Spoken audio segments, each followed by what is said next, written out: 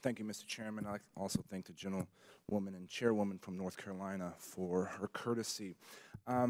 My opinions on the Russian role in our elections is pretty clear, so I don't have to get into them today, but I'm concerned that some of my friends on the other side of the aisle are implying that DHS or this Congress is not taking this issue seriously. And so my first question for you, Mr. Hicks and Mr. Krebs, how many meetings, briefings, hearings, phone calls, responses to memos and letters have you had with Congress? And I don't need an exact amount.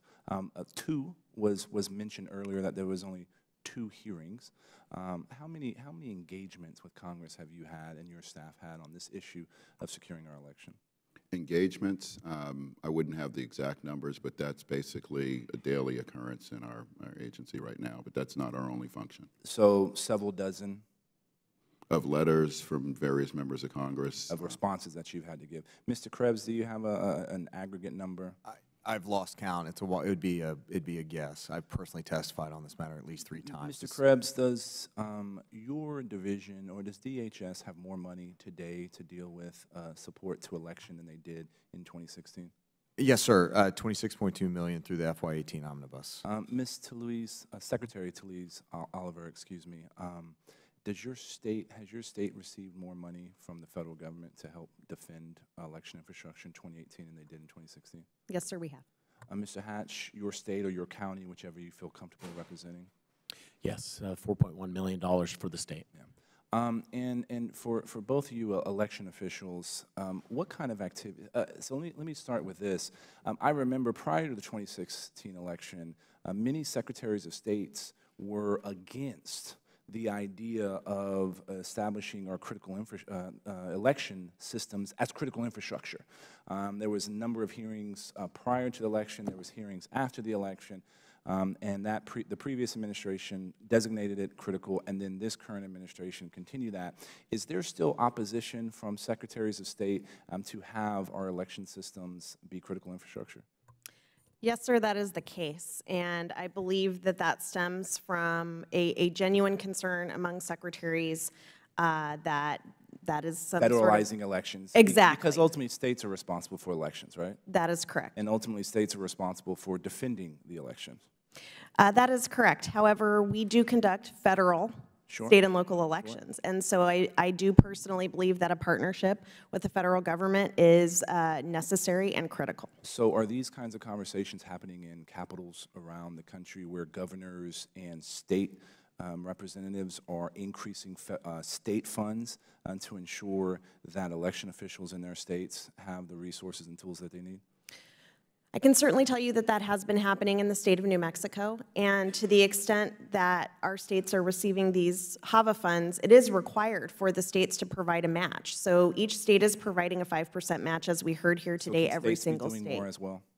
Pardon me? We've heard here today that the federal government can do more, and can states be doing more as well, too? Absolutely. States and the federal government can both be doing more.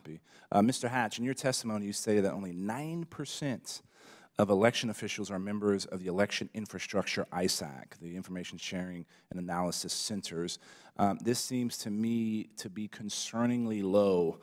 Do you have an opinion on why so few people are actually engaging in the federal, state, tribal partnerships that's responsible for sharing information on the integrity of our elections? Thank you for asking that. Yes, it is low.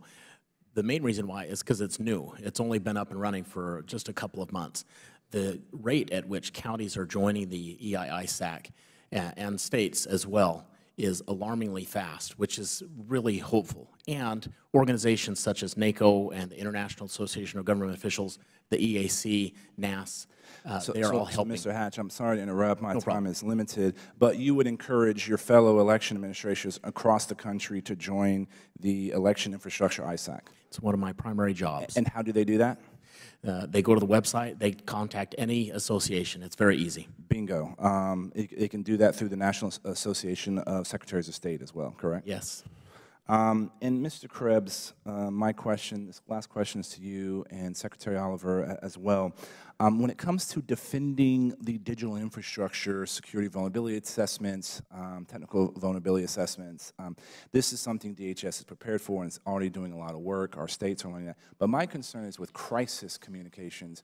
Who is responsible for dealing with things that happen on the day that is used in a way to mislead potential voters? How is that conversation, how is that coordination happening amongst election officials and secretaries of states and with the federal government?